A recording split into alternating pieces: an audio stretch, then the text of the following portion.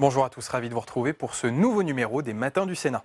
Et ce matin, nous allons parler de la taxe sur les géants du numérique, les GAFA pour Google, Apple, Facebook et Amazon. Ces multinationales sont accusées de faire des profits grâce aux utilisateurs européens, mais de les délocaliser pour ne pas payer d'impôts dans ces pays concernés. Face à ce problème, la France a décidé de créer sa propre taxe GAFA, faute d'accord au niveau européen. Et le Sénat a adopté le projet de loi de création de cette taxe à hauteur de 3% du chiffre d'affaires réalisé en France. Une taxe qui doit financer notamment une partie des mesures du gouvernement en faveur du pouvoir d'achat accordé pendant la crise des Gilets jaunes. Le débat sur la taxe des géants du numérique, c'est tout de suite.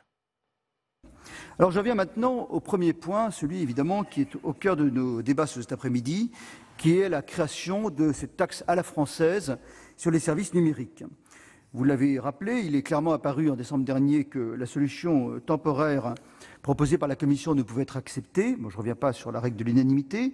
Et le gouvernement a donc proposé de transcrire cette proposition européenne dans notre droit national. Et bien sûr, là-dessus, je pense que tous les orateurs le diront, nous ne pouvons que partager cet objectif, puisque nombre de sociétés, on ne le conteste pas, ne payent pas un juste impôt en France et il convient d'y remédier. Mais la taxe qui nous est proposée, elle est loin d'être parfaite. Elle pose des problèmes sans doute incontestables, des difficultés juridiques et pratiques, et je vais y revenir. En effet, il est proposé d'introduire, vous le savez tous, une taxe de 3% sur le chiffre d'affaires des grandes entreprises, solution donc de court terme proposée par la solution européenne. Ça concernerait donc une trentaine de groupes et la taxe concerne uniquement les services, vous l'avez bien expliqué, reposant sur le travail gratuit qui est en quelque sorte fourni par les utilisateurs. Mais c'est là où il y a une divergence. Depuis que la lettre que vous avez signée à l'été 2017 pour appeler de vos voeux une solution européenne, le contexte a singulièrement changé au niveau international. Je pense notamment aux négociations au niveau de l'OCDE. J'entendais la semaine dernière Pascal Saint-Amand qui nous disait à quel point ces négociations avançaient maintenant à grands pas et qu'on était relativement proche d'une solution, notamment grâce à l'évolution de la position américaine. Et d'après lui, d'après l'OCDE, des avancées importantes auraient été d'ores et déjà actées et elle laisserait entrevoir la possibilité d'un accord, sans doute d'ici la fin de 2021. Et en matière fiscale, la France a parfois fait beaucoup de mousse. Dans la réalité, c'est très clairement la position américaine, on l'a vu sur FATCA, ou les avancées au titre de l'OCDE ou des G7 ou des autres instances internationales qui ont fait beaucoup plus que les évolutions unilatérales. C'est pourquoi la Commission a souscrit à l'objectif de répondre rapidement à l'inadaptation et des règles actuelles au regard de la numérisation dont peuvent bénéficier les entreprises du numérique. Je rappelle à cet égard, comme vous l'avez dit à l'instant, que l'écart de taxation chiffré par la Commission est de 14 points entre les multinationales traditionnelles et les multinationales numériques. Et à mon sens, seule une solution internationale, sans doute au niveau OCDE, est pleinement efficace. Et cette solution, c'est ce qui est nouveau, peut être envisagée à relativement court terme. 2021, c'est demain. Je vais y revenir. C'est pourquoi la Commission a expressément inscrit dans le projet de loi le caractère temporaire de cette taxe. Et le caractère temporaire en la limitant aux 3 exercices 2019-2021. Alors vous avez dit, on est d'abord battu en race campagne. Ce que nous a dit précisément l'OCDE, c'est si on veut aider dans les négociations internationales, il faut justement mettre un terme. Et le terme de cette taxe, c'est clairement le basculement. On la met en place pour 3 ans. En attendant, le relais qui sera pris sans doute par la taxe au niveau OCDE. Et puis si on n'y arrive pas, on la prolongera. Ce qu'une loi a fait, une autre peut le défaire et on peut toujours prolonger si la solution en 2021 n'était pas trouvée. La Commission a aussi souhaité sécuriser un dispositif imparfait qui constitue une solution de repli. Mais la taxe, je le disais, ne présente pas que des avantages. Elle présente au contraire de nombreux inconvénients. Vous l'avez d'ailleurs vous-même reconnu. Sur le plan économique, évidemment, taxer le chiffre d'affaires, c'est évidemment très perfectible. Ça pèse sur la trésorerie des entreprises, y compris celles qui perdent de l'argent. Sa répercussion sur les utilisateurs, elle ne doit pas être négligée, il ne faut pas se faire d'illusions. Au final, il y aura bien quelqu'un qui paiera, et c'est bien l'utilisateur avec le risque de répercussions. Il y a même une grande entreprise qui nous a dit nous allons créer une taxe Le Maire sur chaque réservation d'hôtel. C'est Booking qui nous l'a dit, donc à chaque réservation, il y a d'abord qu'un utilisateur final qui paiera, au moins ça donnera la notoriété à votre taxe, monsieur le ministre. Et la taxe quand on réservera son hôtel pour aller en Espagne, en Italie ou en France, on aura une petite taxe Le Maire en bas, mais au moins ça donnera la notoriété à la taxe. Et la taxe elle a donc aussi pour conséquence de s'ajouter à l'impôt sur les sociétés, et c'est donc un effet collatéral de double imposition que j'ai identifié et sur lequel on vous proposera une solution. La solution, elle est sans doute imparfaite, c'est celle, j'en ai fini Madame la Présidente, de la déduction de la C3S. Enfin, autre inconvénient majeur, le dispositif sera très clairement complexe à mettre en œuvre, puisque c'est un choix d'une procédure entièrement déclarative. C'est-à-dire concrètement, les entreprises, je vais le dire de manière plus brutale, paieront ce qu'elles voudront, parce que l'administration fiscale est totalement incapable de connaître ne vous regardez pas comme ça, messieurs les conseillers, c'est la réalité. Le chiffre d'affaires de ces entreprises, j'en veux pour preuve, avec le président, nous sommes allés rencontrer les services fiscaux qui sont aujourd'hui totalement incapables d'établir de manière certaine le chiffre d'affaires de ces entreprises en France. Donc, comment s'assurer qu'elles déclarent les bons montants? Et donc, l'évaluation des recettes, 400 millions d'euros, 500 millions d'euros, est à ce stade très incertaine. Enfin, je ne voudrais pas. Il faut conclure, monsieur le rapporteur. Je conclus, mais là, ça vaut la peine, Madame la Présidente, qu'on s'y arrête. On a été quand même échaudé par le passé par un certain nombre d'initiatives. Je pense à la taxe de 3%, je pense à la taxe de 75% sur les revenus, où les conseillers qui sont ici ou leurs prédécesseurs nous expliquaient qu'on ne prenait aucun risque. Et dans la France, ça nous a quand même laissé un souvenir amer. Je souhaite donc qu'on sécurise en notifiant à la Commission européenne pour vérifier que ce n'est pas une aide d'État. Et j'ai un amendement dans ce sens. Il convient de se préoccuper. Donc concrètement, monsieur le rapporteur, il faut vraiment je vous propose, conclure. Madame la Présidente, que peut-être de manière un peu contrainte, nous retenions la solution d'encadrer juridiquement dans le temps cette taxe afin de l'OCDE trouver une solution définitive. D'autres pays ont fait un autre choix, celui d'attendre l'OCDE. Nous prenons un risque sans doute limité, mais à condition de l'encadrer dans le temps. Merci. Nous passons à la discussion du texte de la Commission. Et à l'article 1er, je suis saisie de 4 demandes de prise de parole. Et je vais immédiatement donner la parole à monsieur Patrick Chaize.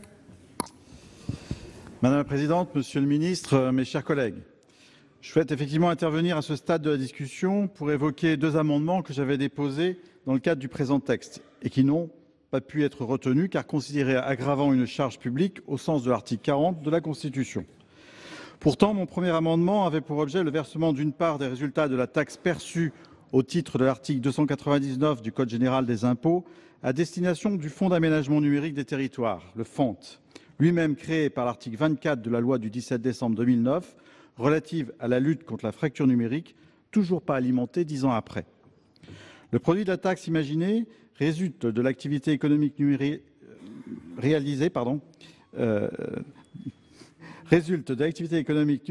réalisée en France et par conséquent de l'accès généralisé aux outils de communication électronique en très haut débit sur ce même territoire. Objet même de l'existence du FANT via sa contribution au financement des travaux de réalisation des infrastructures et réseaux de communication électronique. Comme indiqué au Code général des impôts, la réalisation des services taxables est de fait liée à l'accès des utilisateurs aux interfaces numériques par les voies de communication électronique, ce qui signifie l'atteinte de la fibre optique jusqu'au domicile pour tous. L'abondement du FANT, créé pour la bonne réalisation des réseaux de télécommunications envisagés par les schémas directeurs territoriaux d'aménagement numérique, aurait ainsi permis de prolonger le financement du plan France Très Haut Débit au-delà de l'objectif 2022, afin de tendre vers le 100% FTTH, de donner un signal fort aux collectivités territoriales en charge de réaliser le déploiement de cette technologie sur la partie publique du réseau, en y intégrant les investissements ultérieurs nécessaires et les actions d'inclusion numérique. Sous réserve d'un nouveau dispositif européen en vue d'une harmonisation fiscale substituable à cette taxe, le FANT aurait ainsi pu être abondé postérieurement à 2022 pour la bonne réalisation des schémas directeurs des usages et services, les SDUS, enjeux après la couverture numérique des territoires spécifiés à l'article 33 de la loi de modernisation, de développement et de protection des territoires de montagne. Le second amendement que j'avais déposé avait quant à lui pour objet d'établir les modalités de calcul de la part du produit de la taxe destinée à l'abondement du FANT. Au-delà du prolongement du plan France Très Haut Débit, il est nécessaire d'appréhender leurs coûts particuliers d'exploitation dans la durée. Le fibrage de l'ensemble des foyers français, y compris ceux les plus coûteux à raccorder, bénéficiera à tous et principalement aux entreprises ciblées par la présente loi. Ainsi, par analogie au Fonds d'amortissement des charges d'électrification, le FACÉ, créé dès 1936 et dont l'objet est le versement de subventions aux collectivités, il serait, je pense, judicieux et opportun que la taxe versée par les entreprises proposant leurs services numériques grâce à ces réseaux de télécommunications soit en partie affectée à l'extension et à la pérennité de ces derniers, afin de tendre vers une péréquation moteur d'une société numérique. Je tenais par cette intervention, Monsieur le Ministre, à vous sensibiliser sur ces dispositions. Il faut conclure, et vous sensibiliser sur la réouverture du guichet du plan France Très Haut Débit, indispensable à la réussite du plan que vous soutenez. La parole est à Monsieur Richard Yung pour 2 minutes 30. Merci Madame la Présidente. Monsieur le Ministre, ça fait 2 ans que vous bataillez sur cette question et vous avez plutôt bien progressé puisque vous êtes à 24 pays qui soutiennent, mais malheureusement c'est insuffisant et la règle de l'unanimité fait que nous ne pouvons pas le faire passer au niveau européen. Le texte qui nous est soumis, je crois, est une bonne réponse à la demande de justice fiscale. Il n'est pas acceptable que les entreprises multinationales du secteur numérique soient en moyenne taxées à 9,5%, alors que les autres, vous l'avez dit, le sont à 23%. J'ai quelques chiffres. Apple, en 2017, 4 milliards de chiffre d'affaires en France, déclaré 700 millions. Netflix, aucun bénéfice. Google contrôle 90% du marché de la publicité Internet. On voit bien donc à travers toutes les techniques que vous connaissez, entre autres le fameux sandwich irlandais ou sandwich hollandais, tous les bénéfices s'évadent d'abord vers les Pays-Bas, puis vers l'Irlande et enfin disparaissent aux Bahamas. Le dispositif prévu à l'article 1er s'inspire très largement de celui de la Commission européenne. Il n'est pas parfait et nous avons à l'esprit qu'il a un caractère provisoire, l'objectif étant d'aboutir très rapidement à une solution multilatérale, quoique, à titre personnel, j'ai des doutes ou des hésitations sur le fait que les États-Unis, dans le cadre de l'OCDE, soient absolument débordants de joie d'une législation qui vise principalement leurs propres entreprises.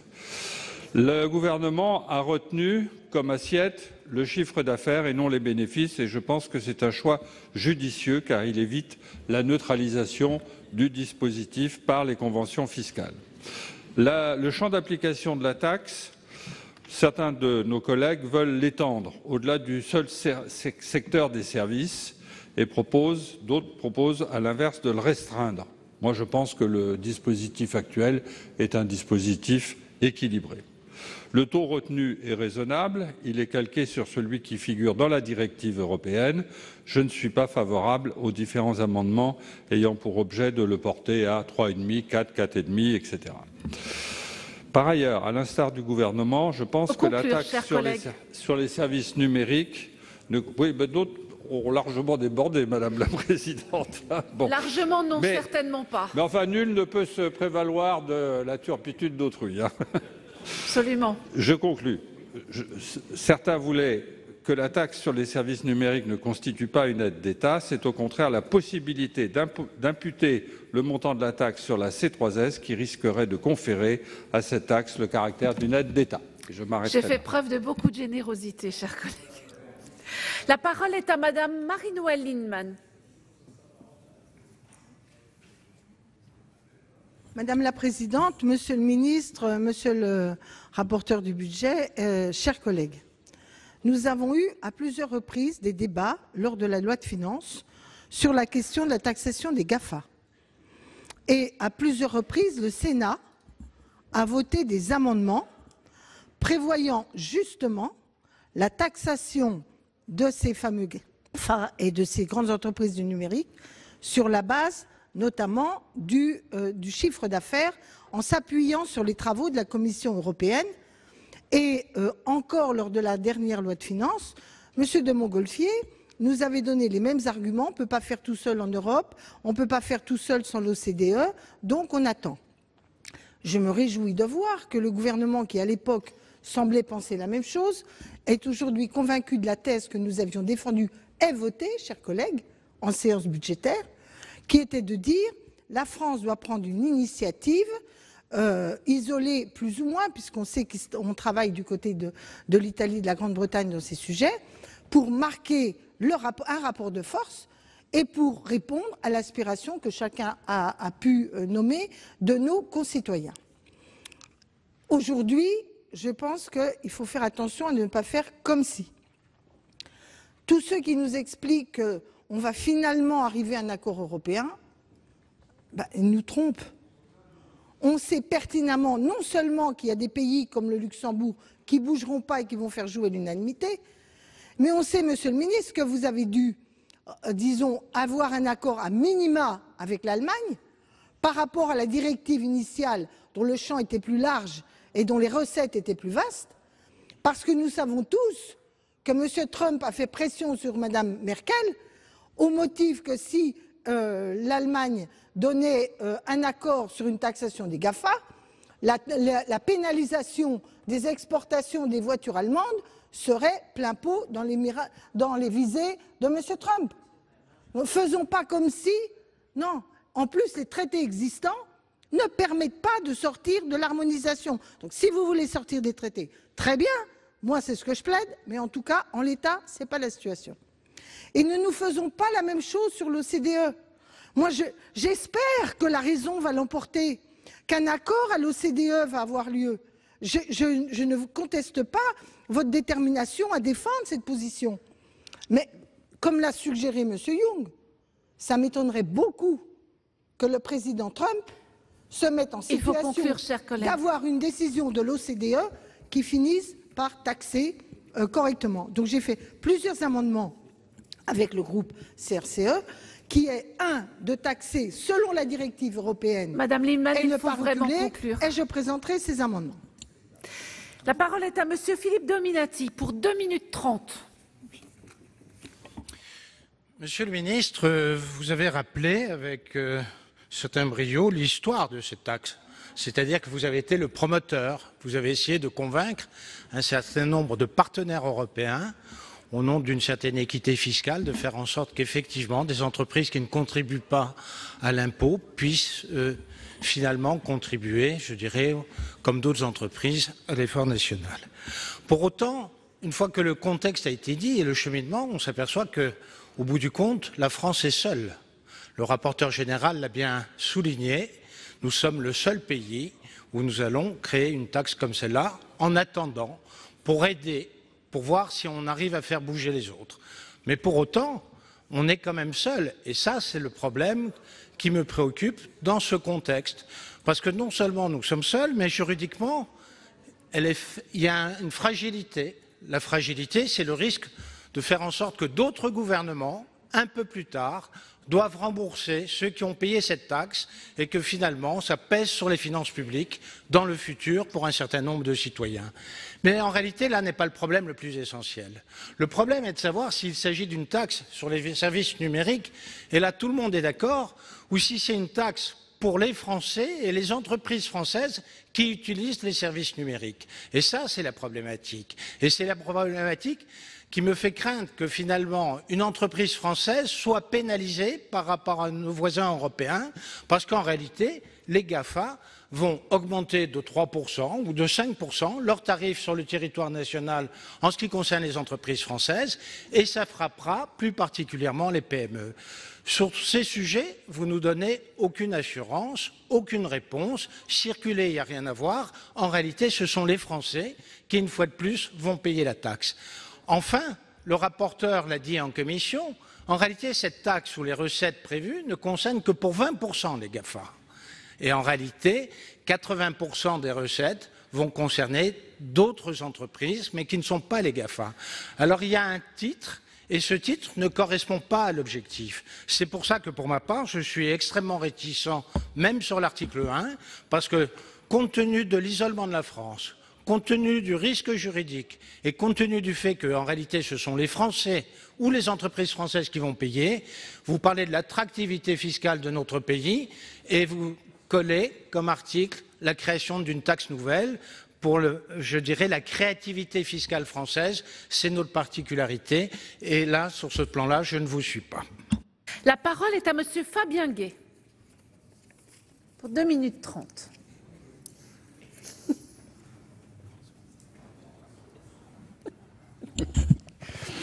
Merci Madame la Présidente, Monsieur le Ministre, mes chers collègues. Moi, je voulais vous féliciter, Monsieur le Ministre, et sans ironie, parce que vous êtes en train de casser une rhétorique qu'on entend depuis 20 ans, des différents ministres qui se succèdent, et ce n'est pas propre à votre gouvernement.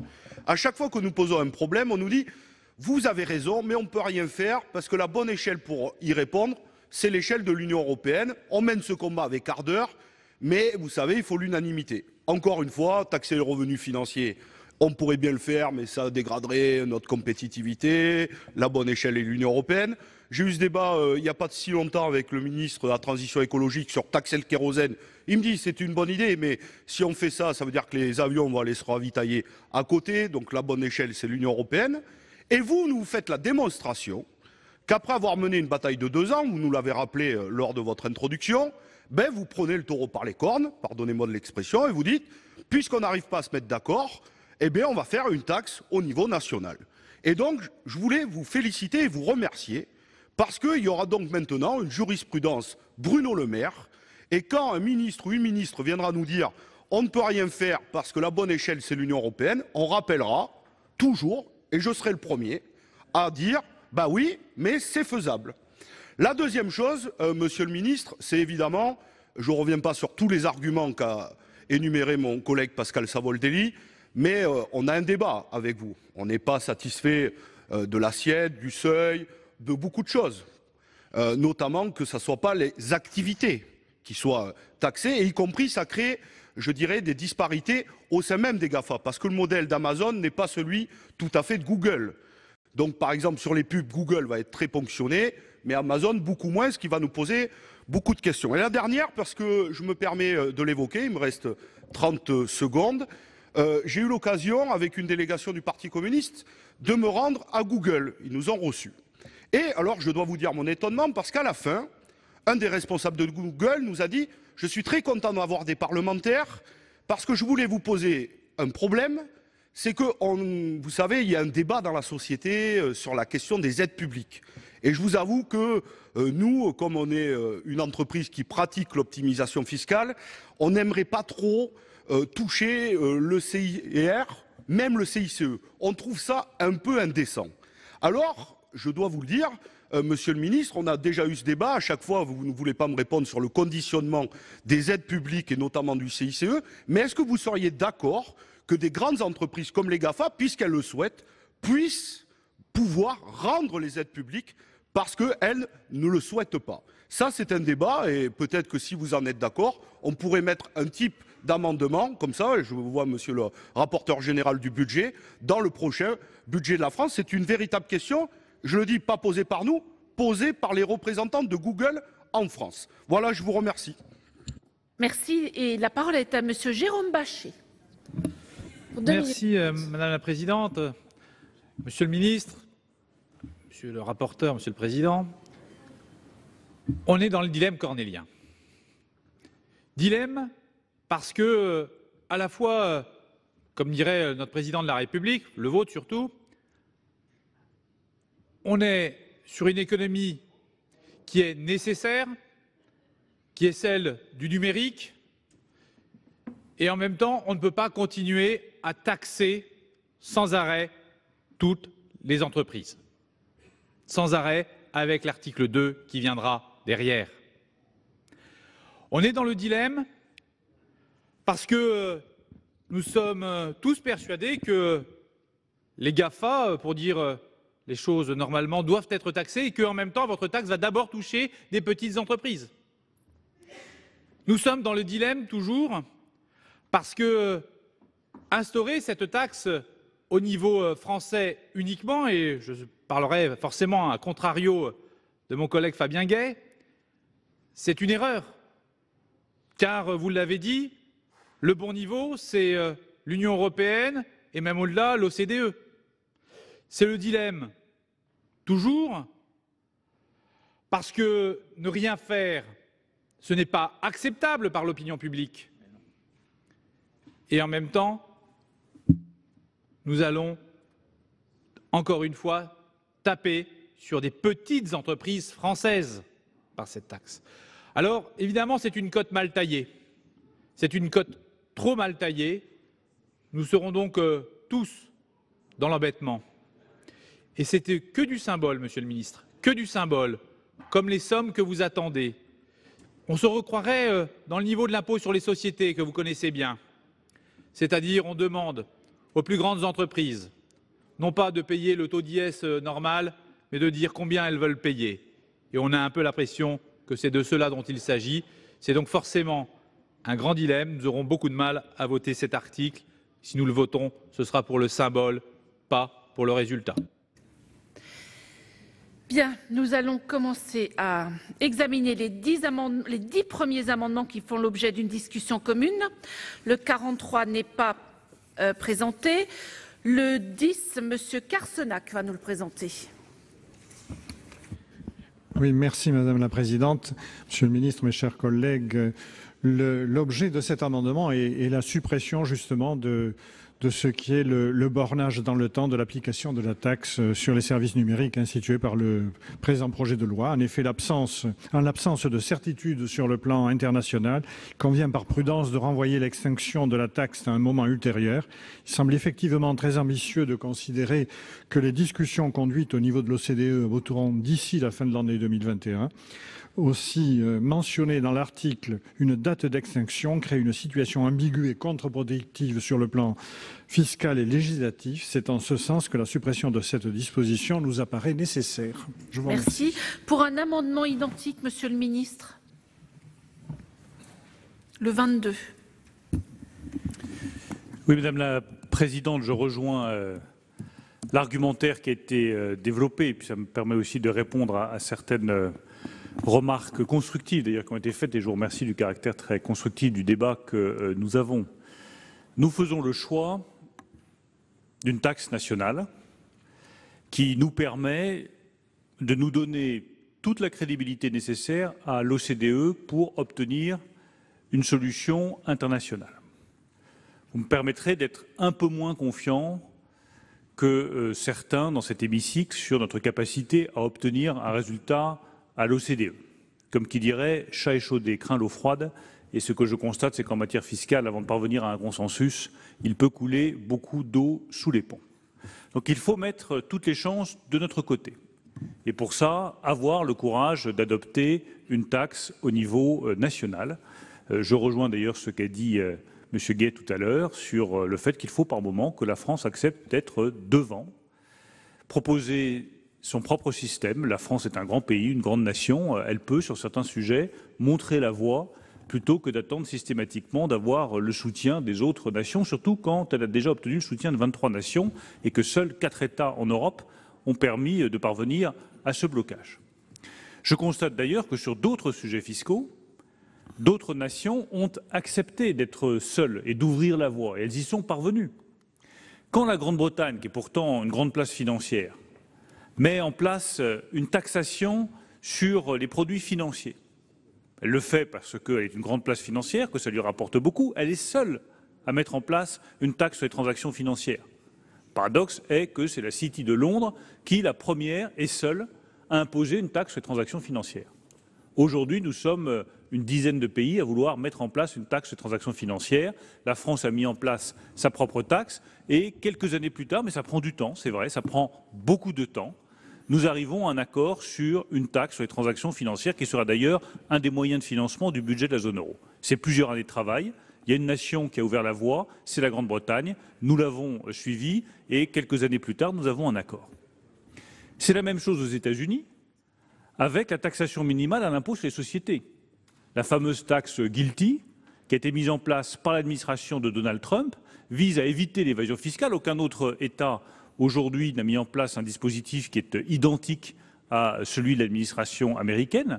Mais quand vous en discutez avec le secrétaire américain au Trésor, le principe est très simple, ils ne veulent pas d'évasion fiscale et ils se permettent d'avoir une taxation minimale à l'impôt sur les sociétés qui va nous servir de base, dans le cadre du G7, à la mise en place d'une taxation minimale à l'impôt sur les sociétés pour éviter l'évasion fiscale de grandes entreprises multinationales qui vont faire des bénéfices en France et payer leurs impôts à l'étranger. Évidemment, dans des paradis fiscaux. Ce n'est pas acceptable, Mais vous voyez bien qu'il y a un État qui a ouvert la voie. Je pense que c'est l'honneur de la France d'ouvrir la voie sur la taxation du numérique et d'avoir le courage, effectivement, d'être seul, je le reconnais bien volontiers, à l'appliquer. D'autres l'ont étudié, l'Espagne, l'Italie, la Grande-Bretagne. Nous sommes les seuls pour le moment à l'appliquer, même si l'Autriche pourrait prochainement l'appliquer également. Mais nous serons le premier État en Europe à appliquer une taxation des géants du numérique. Je pense qu'il ne faut pas en avoir peur, je pense qu'il faut en être fier. Et je suis convaincu que d'autres nations nous suivront. En revanche, le faire en disant immédiatement « vous inquiétez pas, dans 2 ans, dans 3 ans, on retire cette taxe », là, très franchement, ça perd de sa beauté et ça perd de son efficacité. Et les deux sont importants en politique, la beauté du geste comme son efficacité. Eh bien, si vous voulez concilier et la beauté du geste politique et l'efficacité de ce geste-là, il me paraît indispensable de ne pas limiter dans le temps et de ne pas mettre de bornes à la mise en place de cette taxation du numérique. L'engagement est simple, il est clair. Le jour où il y aura un accord à l'OCDE, nous retirerons notre taxe nationale, mais tant qu'il n'y aura pas d'accord à l'OCDE, nous la conserverons. Et pour un 3e amendement identique, le numéro 26, c'est M. Gay qui va nous le présenter.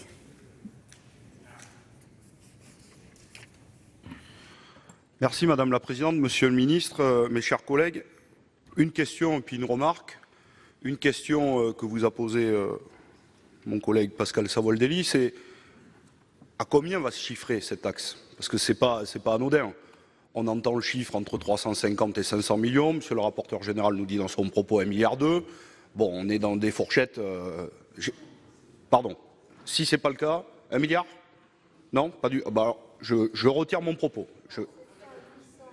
Je retire mon propos. Bon, entre 350 et 500 millions selon Monsieur le Ministre. Donc, bon, on est très loin des 14 points que payent nos TPE, PME quand même. Ça, c'est une première question. Et pour arriver au même niveau de taxation, Monsieur le Ministre. La deuxième, on est d'accord avec vous sur ne pas borner dans le temps. Parce que si nous prenons la décision d'avoir cette taxe nationale, c'est pour instruire un rapport de force au niveau européen, emmener les autres pays sur la même direction que nous. Mais si déjà, avant même de la voter, nous disons oui, mais c'est que pour 2 ans, nous ne permettons pas de construire ce rapport de force et de le faire grandir au sein de l'Union européenne. Et on le sait, moi je partage ce que dit Monsieur le Ministre. Je ne crois pas qu'en 2 ans, nous allons régler cette difficulté. J'ai pu me rendre avec une délégation aux entreprises au Danemark il y a plusieurs mois et ils nous avaient dit leur totale opposition à avoir une taxe sur les GAFA s'installer au niveau de l'Union européenne. Donc il va falloir beaucoup de discussions pour pouvoir arriver à une harmonisation fiscale. Et nous sommes bien d'accord que la bonne échelle est l'Union européenne. Mais si nous voulons construire ce rapport de force, il faut bannir, je dirais, la durée dans le temps, l'installer, le permettre qu'il y ait déjà un rendement. Et donc je vous repose la question, quel rendement vous estimez qu'elle va avoir? Et continuer cette discussion avec nos partenaires européens. Et donc si nous faisons le choix de la borner, en réalité, nous dénaturons déjà ce projet de loi. Donc en vérité, c'est comme si on mettait une aiguille dans une meule de foin, En réalité, nous ne pèserons pas dans le rapport de force. Voilà, je vous remercie. Nous examinons à présent 2 amendements identiques. Le 6 rectifié, Madame Lavarde.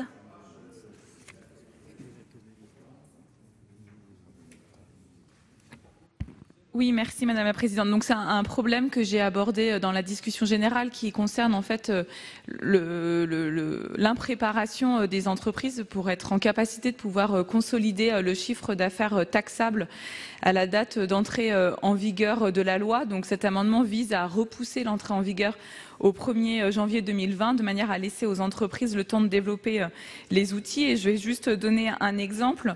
Donc aujourd'hui, notamment, les plateformes effectuent un suivi de l'usage de leurs services, mais selon les modèles économiques, ce tracking ne vise pas toujours le consommateur et donc la valeur créée en France. Par exemple, s'agissant des régies publicitaires, c'est l'usage de la plateforme par les annonceurs qui est pris en compte dans le tracking des transactions financières. L'application de la taxe sur les services numériques nécessitera donc pour les acteurs du numérique de mettre en place de nouveaux outils propres à identifier la consultation en France et à y assigner une part de la valeur créée. Par exemple, pour une publicité consultée dans toute l'Europe, il faudra non seulement effectuer le suivi des visionnages en France, mais aussi y assigner une quote-part de ce qui a été payé par l'annonceur. Donc tout cela va nécessiter une refonte lourde des systèmes d'information qui ne peut pas débuter avant le vote de la loi, puisque la CNIL interdit la collecte de données légales sans motif légal. Merci. Pour un amendement identique, Monsieur Cadic. Merci Madame la Présidente, Monsieur le Ministre, mes chers collègues. Après la French Tech, voici donc la French Tax. Et donc mon amendement, comme vous l'avez dit, est identique à celui de ma collègue Christine Lavarde. Il vise, à défaut de rejeter purement et simplement une nouvelle taxe que nous introduisions seuls dans notre coin, à reporter d'1 an son entrée en vigueur. J'avoue être une nouvelle fois un peu stupéfait par cette nouvelle illustration du génie fiscal français. On nous explique que cette taxe improprement baptisée taxe GAFA est une absurdité sur les plans juridiques et économiques, que les recettes estimées à 400 millions d'euros, soit moins d'un demi-millième du total des prélèvements obligatoires, sont fictives, puisque la France pourrait être contrainte de les rembourser dans quelques années, faute de s'être conformée au droit européen de la concurrence. Il y a des précédents. Que son assiette, le chiffre d'affaires, va paradoxalement favoriser les gros au détriment des petits et par conséquent renforcer la position des géants américains et chinois au détriment des start-up françaises et européennes qui ne pourront accroître la dimension de leurs affaires. Sans parler des effets d'incidence et de répercussions fiscales qui viendront grever le pouvoir d'achat des consommateurs français que l'État s'ingénie dans le même temps à stimuler à grand renfort de dépenses publiques. Et pourtant, malgré ces griefs et par excès de zèle taxateur, nous nous apprêtons à adopter ce projet. A minima, je vous propose donc, mes chers collègues, d'accepter son report afin de laisser à l'administration fiscale et plus encore aux entreprises concernées, comme l'a très bien dit ma collègue, un temps suffisant d'adaptation, la rétroactivité de la taxe au 1er janvier 2019 n'étant pas la moindre de ses conséquences fâcheuses. Je vous remercie. Merci. Monsieur le ministre, vous nous présentez l'amendement numéro 64 ?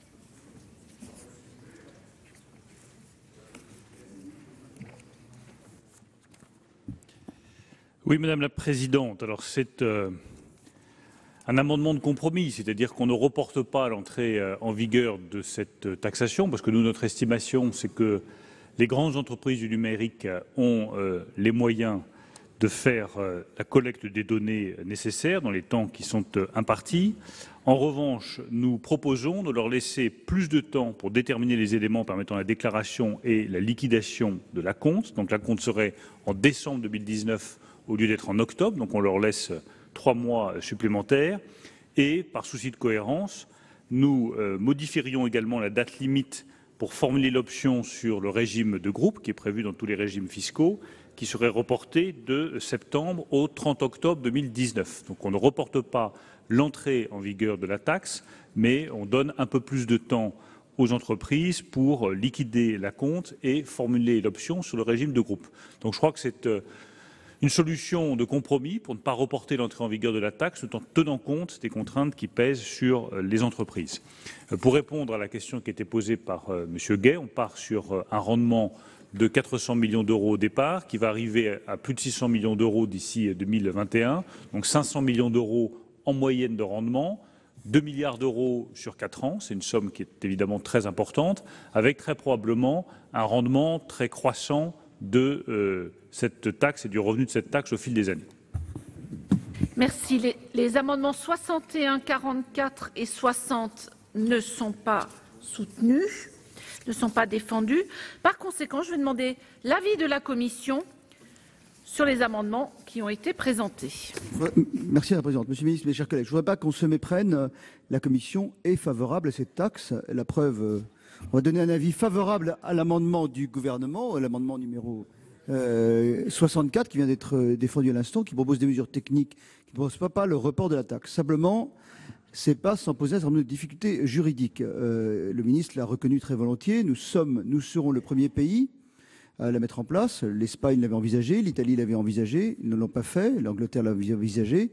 Et en la matière, il faut être extrêmement prudent. On a été aussi les premiers, je vous rappelle, à mettre en place la taxe de 3% sur les dividendes. On a vu ce que ça nous a coûté. On a été le premier pays à mettre en place une taxe à 75% sur les revenus salariaux. On a vu ce que le Conseil constitutionnel en a pensé. Donc il faut être extrêmement prudent. Et une taxe qui miraculeusement toucherait à peu près 30 sociétés, mais épargnerait quasiment toutes les sociétés françaises, je me pose des questions sur le plan notamment européen. Et c'est la raison pour laquelle nous aurons tout à l'heure un amendement qui propose de notifier cette taxe pour vérifier si ce n'est pas une aide d'État auprès de la Commission européenne. Le faire, c'est pas reconnaître que c'est une aide d'État, c'est s'assurer juridiquement d'un certain nombre de sécurité.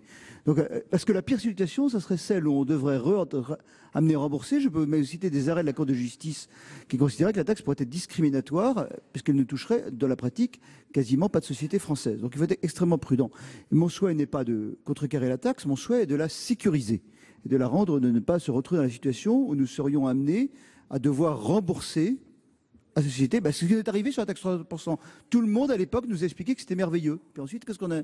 On est revenu nous expliquer que finalement ça ne marchait pas, qu'il fallait la rembourser. Et bien donc c'est la raison pour laquelle je propose un certain nombre de sécurité juridique. Pourquoi la limiter dans le temps ? C'est la position de la Commission. Pourquoi prévoir une taxe pour 2019, 2020, 2021 ? Eh bien, c'est une conviction qu'on a acquise après dans la préparation de ce débat, notamment en auditionnant l'OCDE, puisque l'OCDE et pour le coup, les négociations avancent. Et il y a aucune confiance maintenant. Le groupe communiste a parlé de l'Europe. Non, c'est plus le niveau aujourd'hui. L'Europe, on sait qu'on a échoué. On a des oppositions de pays. Le Danemark, c'est clair, la Suède, d'autres pays qui ne veulent pas au niveau européen que la règle d'unanimité. En revanche, on a bien vu qu'en matière fiscale, je regarde par exemple la question du secret fiscal, on a bien vu que c'était à chaque fois au niveau OCDE que ça a avancé. Et le meilleur moyen de faire avancer les choses, c'est sans doute de se donner un délai qui est court, c'est-à-dire nous souhaitons aboutir avant 2021. C'est la raison pour laquelle on souhaite une taxe limitée dans le temps. Alors si on échoue d'ici là, eh bien, ce sera l'occasion de refaire, pour le coup, un débat de l'application de ces taxes et le Parlement pourra toujours la prolonger ou l'améliorer. Ça ne veut pas dire que, pour autant, on s'arrête forcément en 2021. Ça veut dire que ça obligera le gouvernement à revenir devant le Parlement pour justifier d'une éventuelle extension de la taxe et pouvoir nous dire où il en est des négociations avec l'OCDE. Donc c'est la meilleure solution et après les discussions avec l'OCDE, c'est sans doute le meilleur moyen de mettre aussi la pression sur nos partenaires. Donc c'est la raison pour laquelle c'est une demande de retrait ou un avis défavorable sur les amendements qui, par rapport à la position de la Commission, vont à l'encontre, et sauf un avis favorable à l'amendement 64 du gouvernement, qui est un amendement technique qui permet une meilleure entrée en vigueur de la taxe. Monsieur le ministre, quel est l'avis de la Commission sur... Demande de retrait ou avis défavorable, sauf sur le 64, Madame la Présidente. Oui. Tous les autres. Non, Monsieur le ministre, quel est l'avis du gouvernement? Excusez-moi. Sur l'amendement... Les amendements 6 rectifiés, 20 rectifiés. Je suppose que sur les premiers, vous êtes favorable, vous l'avez déposé. Il reste le 6 rectifié, le 20 rectifié. Non, avis défavorable à tous les amendements qui visent à reporter, à mettre une limite, à l'entrée en vigueur de la taxe, une limite à l'application de la taxe dans le temps, et avis favorable à l'amendement qui est conforme à celui du gouvernement. Je veux simplement préciser que pour nous, il n'y a aucun doute que cette taxe ne constitue pas une aide d'État au titre de l'article 107 du traité sur l'Union européenne. Parce que cette taxe ne fausse pas la concurrence en favorisant certaines entreprises ou certaines productions, puisque nous estimons que ce qui fait la différence entre les entreprises qui sont taxées et celles qui ne le sont pas, pour faire simple, c'est que nous taxons les entreprises qui disposent d'effets de réseau importants, liés à l'accumulation de centaines de milliers ou de millions de données dont ne peuvent pas se prévaloir les autres entreprises. Et comme nous n'instituons pas de différenciation par ailleurs, une fois que nous avons défini le champ de cette taxe entre entreprises étrangères ou entreprises nationales, puisqu'il y aura aussi des entreprises nationales dans le champ de cette taxe, il n'y a pas d'avantage de discrimination. Donc pour ces deux raisons, nous estimons que ce n'est absolument pas constitutif d'une aide d'État, et le Conseil d'État d'ailleurs a validé l'approche du gouvernement. Bien. Nous allons procéder au vote des amendements. Madame Lienemann, pour explication de vote. Je voudrais insister sur l'intérêt de ne pas borner la décision fiscale que nous prenons. J'ai souvenir d'un débat, puisque nous avions déjà eu ce genre de débat, où M. Carucci, qui a siégé longtemps au sein des instances de l'OCDE, nous expliquait que dans les arbitrages globaux de l'OCDE, le fait que certains pays aient déjà mis en œuvre des dispositions constituait un rapport de force ou en tout cas un atout dans la négociation pour l'accord final qui est recherché sur ce sujet. Si nous donnons le sentiment d'être faibles sur la position que nous défendons, au moins pour démarrer, nous donnerons le sentiment d'être incertains et au sein de la négociation qui ne va pas être facile à l'OCDE, et comme je vous l'ai dit tout à l'heure, je crains même qu'elle n'aboutisse pas, quand on va avoir devant nous les Américains et un faible soutien européen, eh bien, nous aurons plutôt un rapport de force positif en disant « nous, on l'a décidé ». Et je reste convaincue que la décision de la France provoquera, si je puis dire, des effets rebonds dans d'autres pays, parce qu'une partie des pays qui étaient d'accord avec la proposition française pourront s'appuyer sur notre décision pour agir. La deuxième chose que je voudrais vous dire, c'est qu'en matière de taxation, on nous trouve toujours un alibi que c'est jamais le bon niveau. C'est pas le niveau français, c'est européen. Ça marche pas européen, on va attendre l'OCDE. Eh bien, en réalité, c'est qu'on arrive comme ça à une impuissance du politique, une impuissance qui donne un pouvoir de plus en plus fort à ces multinationales. Et moi, je crois que la France s'honore. En effet, je ne suis pas d'accord sur le montant prélevé, on en discutera. Je pense qu'on peut aller plus loin, notamment en nous adossant sur la directive. Et en tout cas, je plaide comme le ministre que ce n'est pas une aide d'État. Nous nous adossons sur un projet de directive européenne. Donc on décline ce projet de directive européenne et si le système a fondé une directive européenne, c'est qu'il ne pouvait pas être assimilé à une aide d'État. Et la Cour de justice ne pourra pas dire que quand la France applique de façon unilatérale un projet de la Commission européenne, c'est une aide d'État. Ça n'est pas vrai. Monsieur de Montgolfier, c'est un peu diluer notre capacité politique en demandant à la Commission d'arbitrer en lieu et place de la France. Et enfin, pour terminer, il faut conclure, Madame Lienemann. Les Français ne comprendraient pas que s'agissant d'une initiative nationale qui est en adossement à ce qui a été décidé au niveau européen, on demande l'autorisation de l'Europe pour le faire. J'ai été saisie d'une demande de scrutin public par le groupe Les Républicains sur les 3 premiers amendements, les 10, 22 et 26. Je vous rappelle que l'avis de la Commission est défavorable, l'avis du Gouvernement est favorable. Il va être procédé au scrutin public dans les conditions fixées par l'article 56 du règlement et le scrutin sera ouvert dans quelques instants. Voici le résultat du scrutin numéro 119 qui porte sur les amendements identiques numéros 10, 22 et 26 et compte tenu de l'ensemble des délégations de vote accordées par les sénateurs aux groupes politiques et notifiées à la présidence. Nombre de votants 340, nombre de suffrages exprimés 327, pour l'adoption 133, contre 194. Le Sénat n'a pas adopté. Je vais mettre aux voix les 2 amendements identiques 6 rectifiés et 20 rectifiés avec 2 avis défavorables. Monsieur Cadic, pour explication de vote.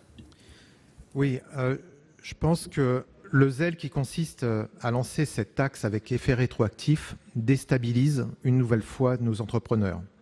Une fois encore, notre pays sera taxé d'instabilité fiscale.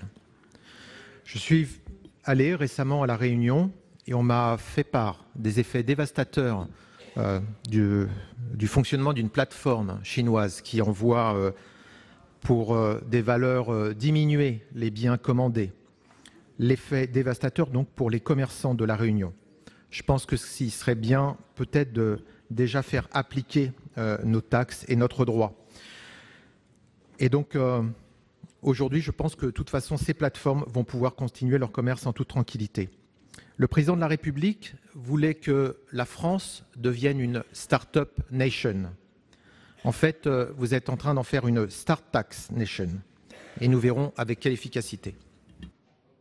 S'il n'y a pas d'autres demandes d'explication de vote, je mets aux voix ces 2 amendements avec 2 avis défavorables. Qui est pour leur adoption? Qui est contre? Ils ne sont pas adoptés. Et enfin, l'amendement numéro 64 du gouvernement, avec un avis favorable de la commission. Qui est pour son adoption? Qui est contre? Il est adopté. Je suis à présent saisi de deux amendements faisant l'objet d'une discussion commune. Le 28, tout d'abord, de M. Savoldelli. Oui, merci Monsieur le Président, Monsieur le Ministre, mes chers collègues. Je vais résumer en une question. Pourquoi faudrait exclure, faudrait nous répondre quoi. Pourquoi faudrait exclure les fournisseurs de contenu numérique, de services de communication et de services de paiement du champ de la taxe?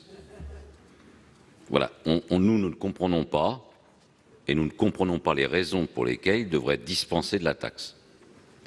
Ça a été dit d'ailleurs tout à l'heure, y compris par le ministre et le rapporteur général. Netflix, pas concerné. PayPal, pas concerné. Donc, vous voyez, on peut prendre ces exemples, pas faire la liste exhaustive, mais il faut nous expliquer les raisons. La deuxième chose, c'est que le fait que les firmes soient assujetties à d'autres contributions, c'est un débat qui est venu tout à l'heure. Sauf que, à ma connaissance, je ne vois pas pourquoi il y aurait une taxation unique des firmes à faire prévaloir. Si des firmes rentrent dans des critères de la taxe sur le numérique, donc la fiscalité que nous décidons, il n'y a pas de raison qu'elles passent dans les mailles du filet. Si elles rentrent dans les critères, elles sont mises à contribution. Voilà. Donc, à partir de là, il s'agit d'être cohérent avec le développement d'un secteur économique tel qu'il est. Donc, nous proposons de retirer ces exceptions. Parce que, vous voyez, on va avoir, à la fin, bon, il y aura un récit à la fin de cette loi, comme toutes les lois. Il y a un moment, on borne. Après, on met des exceptions. Avant, on a fait un geste, mais on ne l'a pas fait pour baisser les seuils.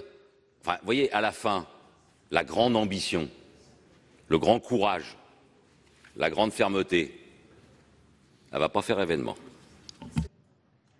Merci, chers collègues. Le 34 rectifié terre, M. Bazin.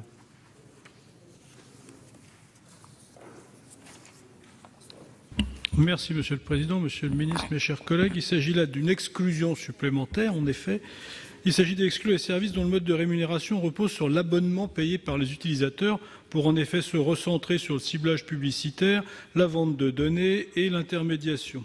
En effet, ce mode de règlement d'abonnement donner lieu à paiement de TVA, paiement d'impôt sur les sociétés. Il n'apparaît donc pas légitime de taxer en outre le chiffre d'affaires. Merci, chers collègues. Quel est l'avis de la Commission ? Je ne vais pas faire le travail du gouvernement, mais je vais un peu le faire quand même. Donc concrètement, on a expliqué tout à l'heure que c'était conforme au projet européen. L'idée qui prévaut, c'est de taxer en quelque sorte le travail gratuit qui est apporté par l'utilisateur lorsqu'il y a une mise en relation, un service de rencontre, etc. Il y a une espèce de travail gratuit. Et alors, en revanche, lorsqu'on vend un contenu, que ce soit un contenu musical, les exemples que vous donnez, ou un contenu de film à travers Netflix, c'est considéré comme une vente d'un bien ou d'un service. Donc c'est pas et là, on considère que la plus-value apportée par il n'y a pas d'intermédiation, la plus-value apportée par l'utilisateur est tout à fait différente et en quelque sorte, il n'y a pas ce travail gratuit qui est fait, l'exploitation par exemple des données lorsqu'on fait une recherche sur Google. Bon, c'est une question de cohérence d'assiette. Moi, la Commission a souhaité rester à l'assiette telle qu'elle avait été négociée avec nos partenaires européens. Donc c'est la raison de l'avis défavorable sur cet amendement. L'amendement de M. Bazin apporte une précision utile, mais c'est plutôt une demande de précision utile qui, à première analyse, nous semble satisfait par le texte existant. Donc si le gouvernement nous le confirme, j'inviterai à le retirer. Bon, si le gouvernement ne le confirme pas, on pourrait le voter, mais j'en souhaiterais entendre là-dessus le gouvernement. L'idée, c'est que cette précision est a priori inutile, le texte, considérant bien que le mode de rémunération est neutre pour l'assujettissement à la taxe. Donc, mais là-dessus, peut-être que le gouvernement peut nous apporter une précision. Merci, monsieur le rapporteur général. Quel est l'avis du gouvernement ? Merci, Monsieur le Président. Pour revenir sur le sujet Netflix, Monsieur le Sénateur, le sujet n'est pas de taxer indifféremment les grandes entreprises de l'Internet. Le sujet, c'est d'aller chercher des acteurs qui posent des problèmes systémiques parce qu'ils utilisent un nouveau modèle qu'on pourrait appeler immersif, qui fait qu'ils connaissent tout de vous, ils réutilisent vos données, ils les monétisent, et aujourd'hui on voit comment ces grands acteurs, très souvent américains d'ailleurs, réutilisent, je disais, le sujet n'est pas de taxer les gros acteurs numériques pour taxer les gros acteurs numériques. Le sujet est d'aller chercher, à travers un certain nombre de critères qui sont ce qu'ils sont, sont perfectibles, mais qui sont issus d'une négociation européenne, un certain type de modèle d'affaires fondé sur les données, la réutilisation des données. Et donc, c'est pour ça que nous avons choisi ces critères, ces 3 critères que vous connaissez, donc la vente de services d'intermédiation, la vente de données et la capacité à cibler la publicité. Et du coup, c'est pour ça que Netflix n'est pas concerné. Netflix, qui par ailleurs paye une taxe sur la création, la taxe dite YouTube ou la taxe Netflix, et qui n'est donc pas exempté de cette obligation-là, mais on cherche vraiment à attraper ces nouveaux acteurs, ces nouveaux types d'acteurs qui posent des problèmes, qui poussent certains parfois à appeler jusqu'au démantèlement, et qui ont construit une espèce de modèle immersif. Et donc, à la fois pour cette raison de fond et pour la nécessité toujours de rester en cohérence avec la proposition européenne, nous serons défavorables à votre amendement. Sur le débat sur le débat du sénateur Bazin, j'avoue, monsieur le rapporteur, ne pas être... Pardon, monsieur le sénateur. Je crois que... J'avoue ne pas avoir totalement compris le sujet du débat, mais ce que nous avons cherché à faire, c'est d'avoir un mode de taxation qui est neutre au mode de rémunération, soit sur abonnement ou sur commission. Voilà. Merci, monsieur le ministre. Je vais... Monsieur le ministre, est-ce que je dois en déduire que votre avis est défavorable? Monsieur le Président, pardon. Ouais, c'était implicite, Monsieur le Président, mais les choses qui vont sans dire aller encore mieux en le disant, c'est l'avis du gouvernement. Je l'avais compris, mais je voulais être sûr que mes collègues aussi l'avaient compris. Monsieur Bazin, pour explication de vote. Monsieur le Président, Monsieur le Ministre, à défaut d'avoir été vraiment convaincu, et vous me le pardonnerez, Monsieur le Ministre, par vos explications, et comme Monsieur le rapporteur général n'a pas fermé la porte à un vote qui sera peut-être au pire superfétatoire, mais qui en tout cas garantirait que ces sociétés qui payent de l'IS, de la TVA, par le fait qu'ils reçoivent des abonnements, puissent donc être exemptés de cette taxe, moi je pense qu'il vaut mieux que je maintienne l'amendement et que nous le votions, mes chers collègues. Merci. Merci, chers collègues. Je mets aux voix l'amendement 28, 2 avis défavorables. Qui est pour? Qui est contre? Qui s'abstient? Il n'est pas adopté. Pour l'amendement 34 rectifié terre, monsieur le rapporteur général, vous aviez sollicité l'avis du gouvernement qui est défavorable. Sagesse. Donc, avis de sagesse de la commission, avis défavorable du gouvernement. Qui est pour? Qui est contre? Qui s'abstient? Il est adopté. Je suis saisi de 2 amendements identiques à présent. Le premier rectifié bis de Monsieur le Président Delahaye. Monsieur le Président, Monsieur le Ministre, mes chers collègues, donc c'est un amendement qui a pour objet de préciser le champ des services exclus de la taxe et qui vise à clarifier la situation pour les services informatisés de réservation. En effet, les services informatisés de réservation ne sont pas des interfaces mettant en contact les utilisateurs entre eux, mais un service qui propose aux utilisateurs un contenu numérique. La taxe sur certains services numériques n'a vocation qu'à appréhender les services dans lesquels ce sont les utilisateurs qui jouent un rôle déterminant dans la création de valeur. Or, tel n'est pas le cas des systèmes informatisés de réservation (SIR), qui sont utilisés notamment dans le domaine des transporteurs aériens. Et donc, l'amendement vise à les exclure, à exclure ces systèmes informatisés de réservation de la future taxe sur les services numériques. Merci, chers collègues. Le 36 rectifié de Madame Estrosi Sassone. Oui, merci Monsieur le Président. Alors c'est un amendement identique. Je rajouterai simplement par rapport à ce que vient de dire Vincent Delahaye que effectivement cette taxe sur les services numériques vise aussi à toucher les entreprises exerçant une activité économique sur un territoire sur lequel elles ne disposent d'aucune présence physique. Or, certaines entreprises spécialisées dans les systèmes informatisés de réservation ont bien un établissement qui est stable en France et qui paie normalement des impôts. Aussi, elles risqueraient ainsi de se voir frappées par cette nouvelle taxe avec un impact non négligeable tant sur les capacités de regroupement du groupe que sur de recrutement du groupe que sur le secteur du voyage. Et je précise également qu'il y a déjà un règlement européen qui encadre strictement l'utilisation des données SIR des voyagistes, empêchant ainsi de créer de la valeur à partir des données des utilisateurs. Les données SIR ne sont pas monnayées comme les informations recensées par exemple sur les réseaux sociaux qui enregistrent les données pour les revendre ensuite. Aussi, au regard de ces éléments, les SIR doivent être exemptés du champ de la taxe. Merci, chers collègues. Quel est l'avis de la Commission ? Nos collègues soulèvent un type d'activité particulier parce qu'il y a une partie de l'activité qui est monnayée, puis il y a une partie en effet qui est un service offert aux compagnies aériennes et aux professionnels du tourisme sur lequel l'information n'est pas monnayée. Donc on est dans un système tout à fait différent où je disais tout à l'heure que la valeur, c'est l'internaute qui le fait par ses recherches. Donc je pense que le gouvernement aura précisé notamment par l'instruction fiscale, le champ de la taxe pour éviter de taxer des activités qui, dans l'esprit, ne relèveraient pas de cette activité d'intermédiation gratuite taxable. Bon, peut-être que le gouvernement peut nous apporter des précisions. Est-ce qu'on peut aller jusqu'à l'exclusion ? C'est un sujet qui est assez technique. Et je souhaiterais, sur ce sujet, donc entendre le gouvernement. À l'Assemblée nationale, le ministre avait déclaré que les services de Bercy travaillent, mais ils travaillent toujours, avec l'entreprise, par exemple type Amadeus, pour ne pas la citer, à déterminer la part de services qui n'entrent pas dans le champ de la taxe. Donc ils ont une activité mixte, un peu spécifique, qui justifie, à mon sens, que le gouvernement nous éclaire s'il en a la possibilité. Merci, monsieur le rapporteur général. Quel est l'avis du gouvernement ?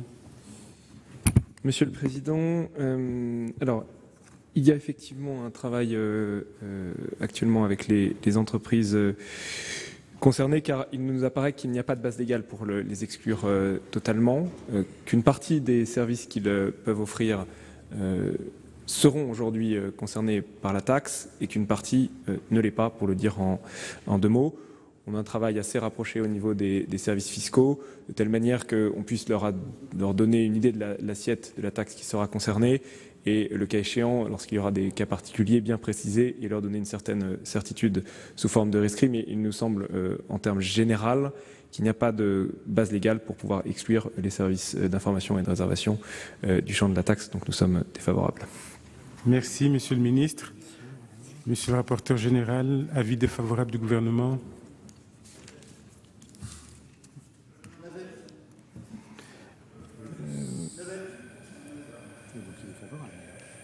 Avis de navette, je ne connais pas. Sagesse. Très bien. Monsieur Gué, pour explication de vote.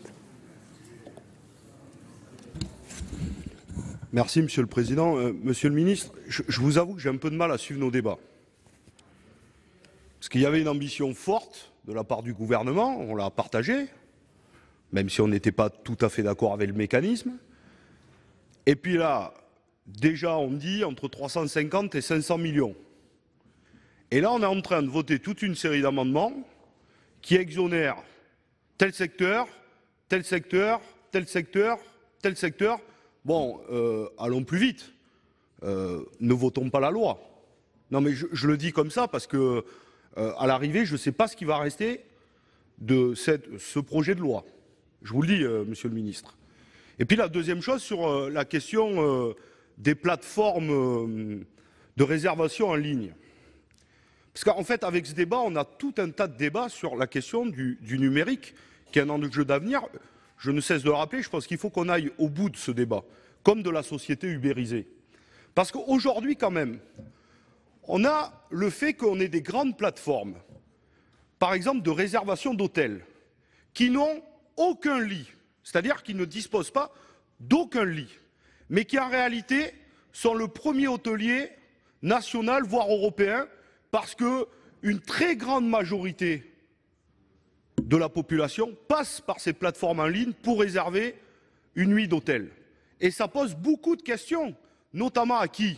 D'abord aux commerçants et aux commerçantes et aux hôteliers et hôtelières qui disent on se retrouve dépossédé de notre chiffre d'affaires.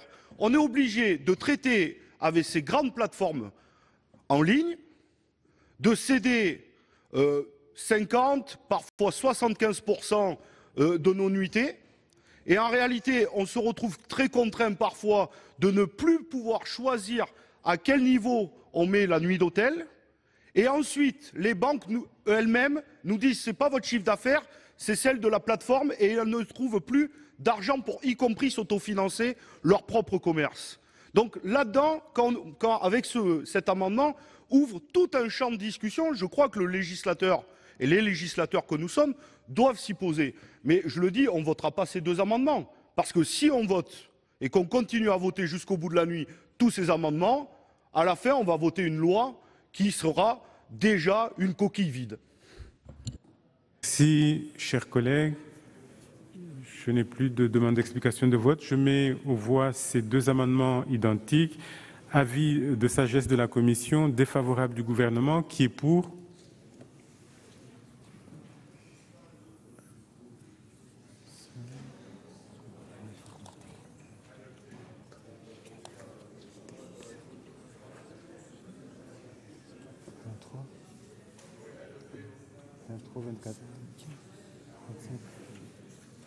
Qui est contre? Qui s'abstient? Ils sont adoptés.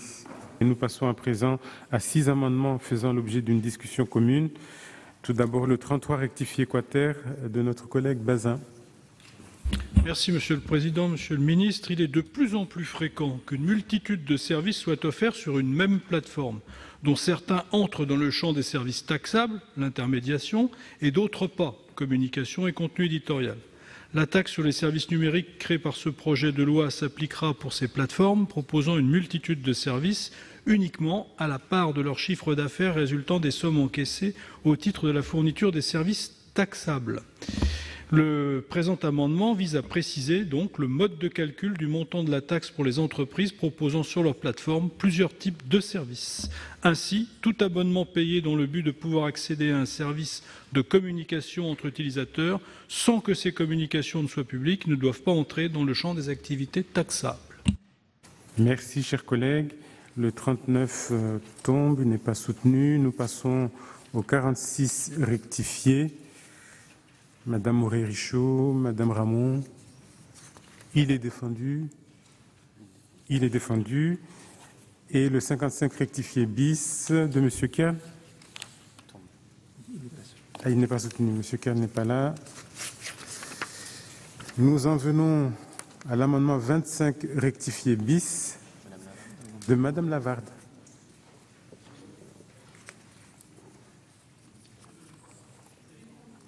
Il est défendu, merci chers collègues. Le 59 rectifié bis de Monsieur Capuy est identique. Oui, je vais peut-être expliciter un petit peu plus que ma collègue.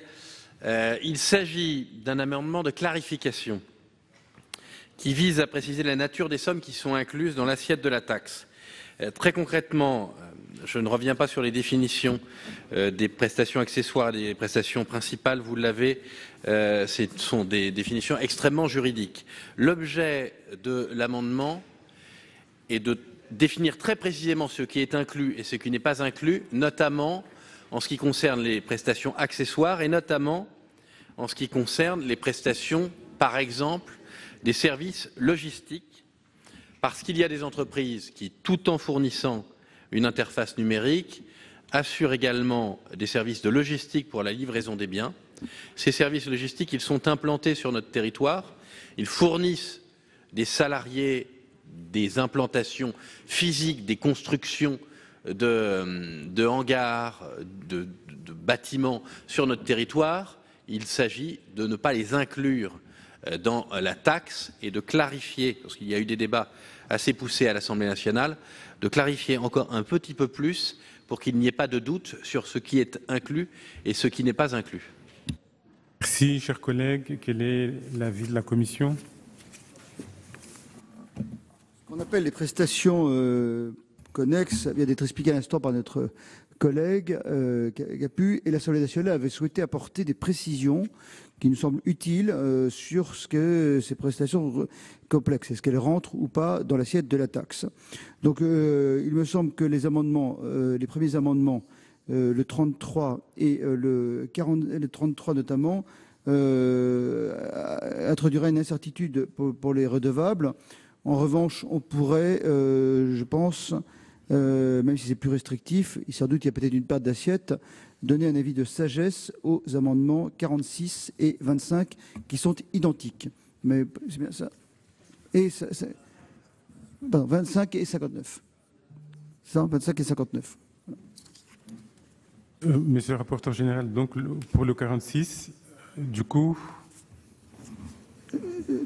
Avis de sagesse sur le 46 et le 25. Et demande de retrait au profit des autres.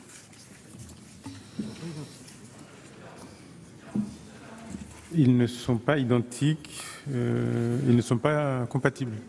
Non. Vous privilégiez lequel? Très bien. Et donc défavorable au 46. Merci, monsieur le rapporteur général. Quel est l'avis du gouvernement? Merci, monsieur le président. Le gouvernement est défavorable. L'idée étant de venir taxer l'ensemble des services connexes qui viendront apporter une plus-value aux services déjà taxés, si je puis le dire ainsi. Le risque avec l'amendement proposé est de créer une possibilité de contournement et donc de baisse des recettes en permettant aux opérateurs de transférer l'intégralité de la valeur tirée des internautes dans le prix des services connect, puisque on pourrait, par un système de Noria, passer de l'un à l'autre. La mesure remet en cause le souhait du gouvernement d'assurer une approche des offres multiservices qui soit, pour la TSN, cohérente avec l'approche retenue pour la TVA. Elle déboucherait à ce titre sur un cadre juridique complexe et peu lisible. Elle n'est pas nécessaire car la rédaction actuelle permet déjà d'exclure les services connexes tels que les services de logistique, donc spécifiquement ceux-ci, qui sont commercialisés séparément par les plateformes. Donc ce sont des avis défavorables pour les trois séries d'amendements. Je vais mettre aux voix l'amendement 33 rectifié quater, deux avis défavorables, qui est pour, qui est contre, qui s'abstient, il n'est pas adopté. L'amendement 46 rectifié, double avis défavorable également, qui est pour, qui est contre, qui s'abstient, il n'est pas adopté. Les identiques 25 rectifié bis et 59 rectifié bis, avis de sagesse de la commission, défavorable du gouvernement, qui est pour,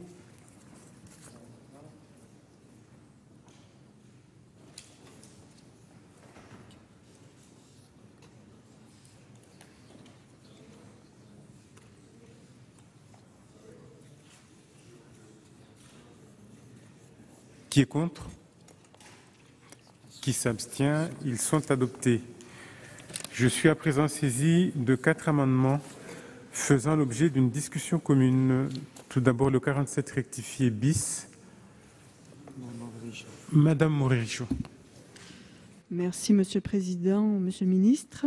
Cet amendement, qui correspond expressément à l'interprétation du texte tel qu'elle résulte de l'étude d'impact et du rapport de Joël Giraud à l'Assemblée nationale, vise à clarifier le texte pour s'assurer que le numérateur de la proportion est calculé en fonction des seuls messages publicitaires affichés sur l'interface numérique lors de sa consultation par un utilisateur localisé en France et non en fonction de l'ensemble des messages publicitaires placés sur cette interface dès lors que cette dernière a été consultée par un utilisateur localisé en France. Merci, chers collègues. Le gouvernement a un amendement identique, le 65. Il est défendu, Monsieur le Ministre? Oui. Le présent amendement a pour objet le même objet, qui est de clarifier la règle de territorialisation des services de publicité. Il précise que seuls sont pris en compte pour le calcul du coefficient de présence numérique les messages publicitaires ciblant des utilisateurs localisés en France au moment de la consultation de l'interface numérique. Et donc, je demande le retrait au bénéfice de l'amendement du gouvernement. C'est le même, monsieur le ministre. Donc, on va les mettre aux voix ensemble après avoir demandé l'avis de la commission. Puisque les suivants tombent, les 38 et 54 rectifiés bis ne sont pas soutenus. Favorable. Favorable. Merci, monsieur le rapporteur général. Je vais donc mettre aux voix les amendements 47 rectifiés bis et 65 qui sont identiques. 2 avis favorables. Qui est pour? Qui est contre? Qui s'abstient? Ils sont adoptés. Nous passons à l'amendement numéro 30 de monsieur Savoldelli. Merci, Monsieur le Président, Monsieur le Ministre, mes chers collègues. Depuis le début de nos échanges, y compris en y intégrant la parole tout à l'heure du ministre Le Maire, moi j'ai senti qu'on était en train de essayer de chercher, y compris de par aussi nos différences, mais quand même de chercher une coopération renforcée pour une fiscalité numérique à l'échelle européenne. Donc cet amendement, en gros, il demande au gouvernement de renseigner l'ensemble des parlementaires français pour qu'on soit aux côtés de l'État sur ce sujet dans le cadre des discussions européennes. Et moi, je voudrais remercier le rapporteur, Albéric de Montgolfier, qui, en commission des finances, a renvoyé l'avis au gouvernement sur la proposition de cet amendement. Parce que si on est tous convaincus, au-delà des votes qu'on a pu avoir sur les seuils, les assiettes, mais si on est tous convaincus que le niveau pertinent d'une imposition sur les géants du numérique dépasse nos frontières nationales et que l'échelle européenne n'est en réalité qu'une échelle à minima, dans le cadre de l'action engagée par la Commission devrait être poursuivie, et j'entends la position du gouvernement qui a souligné l'échec des négociations au Conseil. Cependant, si la France veut être leader, comme elle a pu être à certaines périodes sur la fiscalité environnementale, au plan international, elle ne devrait pas s'accommoder de la situation. Pour que nous puissions avoir une approche dynamique et évolutive, il nous semble qu'il serait nécessaire de pousser les débats en Europe. On l'a dit ici, il y a des pays importants qui ont déjà lancé des projets, l'Italie, l'Espagne, l'Autriche, et nous savons tous ici que 9 États membres seulement seraient nécessaires. Donc la possibilité de mener des coopérations renforcées est souvent évoquée par le Président de la République. Il l'a d'ailleurs fait pour l'Europe de la défense. Pourquoi ça ne serait pas le cas sur la fiscalité numérique? Nous ne sous-estimons pas les difficultés, mais voilà, je pense que cet amendement peut rassembler une majorité au Sénat, puisqu'il demande en gros au gouvernement de solliciter l'ensemble des parlementaires pour travailler à cette coopération renforcée à l'échelle européenne. Merci. Merci, chers collègues. Quel est l'avis de la Commission? Il a déjà été donné par M. Savoldelli. Avis du gouvernement. Monsieur le ministre. Non, monsieur le sénateur, la volonté du gouvernement, c'est d'avancer au niveau de l'OCDE. Ce sera plus systémique et on a de bons espoirs de déboucher en 2020-2021. Et donc, on concentre nos efforts parce que la coopération renforcée, même si ça les intéresse, ça prend beaucoup de temps, beaucoup d'efforts pour aller bâtir cette alliance ad hoc. Et donc, ce sur quoi tous les efforts du gouvernement, parce que c'est systémique, sont concentrés, c'est le niveau de l'OCDE. Et on pense qu'on va réussir à déboucher. Ce que votre amendement propose, c'est, si je comprends bien, d'inclure dans le rapport ce que je viens de vous dire, en gros, qui est de dire quelle est notre évaluation de la solution de la coopération renforcée. Bon, on peut l'inclure dans le rapport. Je viens de vous donner la position du gouvernement qui est de dire qu'on va travailler sur l'OCDE et qu'à ce stade, nous ne poussons pas la solution coopération renforcée parce que nous avons un bon espoir de déboucher dans le cadre OCDE. Pardon. Voilà. Mais donc, si vous souhaitez qu'on explicite ce point-là et cette stratégie dans le rapport, ça nous semble faisable et donc on peut être sur la sagesse. Merci, monsieur le ministre. Avis de sagesse du gouvernement, avis de sagesse de la commission. Qui est pour? Qui est contre? Qui s'abstient? L'amendement numéro 30 est adopté. Nous en arrivons à l'amendement 66 de la Commission. Monsieur le rapporteur général, l'amendement 66. Le président est évidemment neutre quand il préside, mais ça doit scandaliser tous les collègues. C'est un amendement qui dit tout simplement, qui supprime une disposition qui dit qu'un rapport, le gouvernement remet un rapport chaque année, et ce rapport peut faire l'objet de débats au Parlement dans les conditions prévues par le règlement des assemblées des parlementaires. Je pense que, je sais pas, le président de la République avait parlé de la loi bavarde, là, elle est surbavarde. On fait ce qu'on veut, écoutez, chers collègues. Pas besoin que la loi nous dise qu'on a le droit de faire... si on a envie de faire un débat, on le fait. Si on n'a pas envie de le faire, on ne le fait pas. Pas la peine de l'écrire dans la loi. Donc c'est totalement inutile. Donc évidemment, je pense qu'on est très scandalisé par cette rédaction. Hein. On fait ce qu'on veut. On n'a pas besoin que la loi nous dise qu'on a le droit de faire un rapport, une audition, qu'on a le droit de faire un débat. Ça relève de la responsabilité de chaque assemblée. Merci, monsieur le rapporteur général. Quel est l'avis du gouvernement? Sagesse. Je mets aux voix l'amendement de la commission. Madame Goulet vote pour, c'est ça? Qui est pour? Qui est contre? Qui s'abstient? Il est adopté.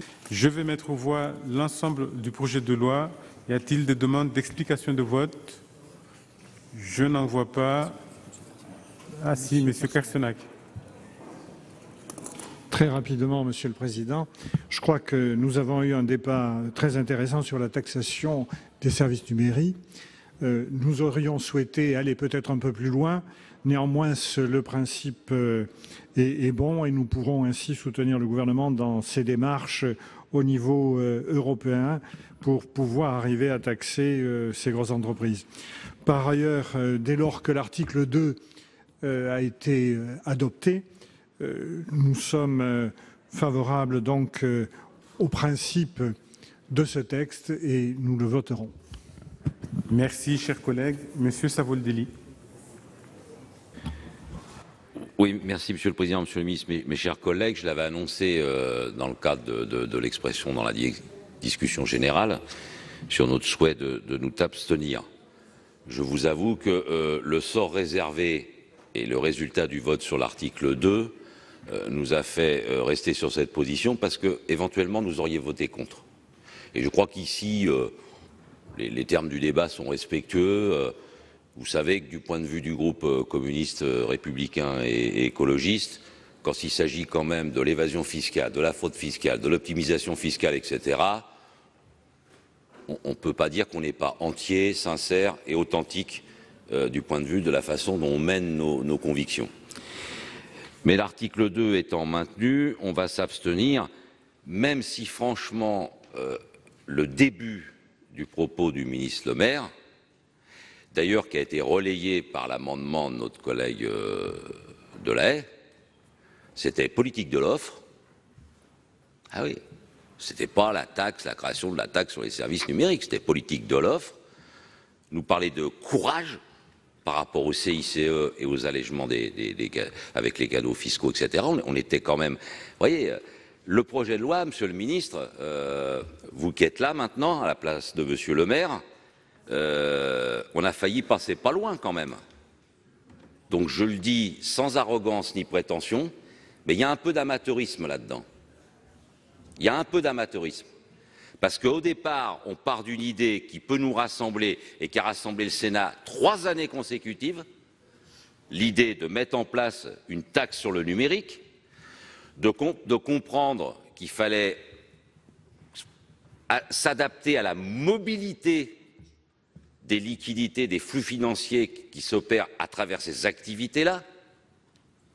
Et on a eu à un moment, vous voyez, et c'est le projet de loi qui l'amenait, et politique de l'offre, et la question de la fiscalité des entreprises, l'imposition sur les sociétés. Voilà. On va s'abstenir aussi parce que nos collègues républicains, et ça c'est le rapport des forces au Sénat, mais ils ont obtenu quand même l'encadrement. C'est-à-dire, vous voyez, le cœur sur la main, il faut y aller, vraiment, les GAFA, faut combattre l'optimisation fiscale, la fraude, etc. Mais après, il y a un petit amendement qui dit « Oh là, faut pas que ça dure bien trop longtemps, tout ça. » Vous voyez, il faut le borner, il faut l'encadrer, etc. Donc voilà, donc tout justifie notre abstention sur ce projet de loi. Merci, cher collègue. Monsieur Canvet. Merci, Monsieur le Président, Monsieur le Ministre, chers collègues. Je voulais vous dire que le groupe de l'Union centriste, dans presque sa majorité, votera ce texte. Non pas que nous sommes pour instituer des taxes supplémentaires, bien au contraire, nous souhaiterions que cela ne se fasse pas, mais nous comprenons et nous souhaitons depuis longtemps qu'il y ait des dispositions fiscales particulières sur la question des acteurs du numérique. Il semble important d'avancer et nous souhaitons que ce texte soit surtout l'occasion de faire progresser cette idée à une échelle beaucoup plus large que le territoire national, au niveau de l'OCDE à minima et pourquoi pas au niveau du monde. C'est bien pour cela que nous donnons plutôt un avis favorable sur cette proposition, mais nous souhaitons que l'on puisse donc avancer assez vite là-dessus. Merci, chers collègues. Je mets aux voix l'ensemble du projet de loi portant création d'une taxe sur les services numériques et modification de la trajectoire de baisse de l'impôt sur les sociétés. J'ai été saisi d'une demande de scrutin public par le groupe RDSE sur l'ensemble du texte. Il va être procédé au scrutin public dans les conditions fixées par l'article 56 de notre règlement. Le scrutin sera ouvert dans quelques instants. Voici le résultat du scrutin numéro 122 sur l'ensemble du texte, compte tenu de l'ensemble des délégations de vote accordées par les sénateurs aux groupes politiques et notifiées à la présidence.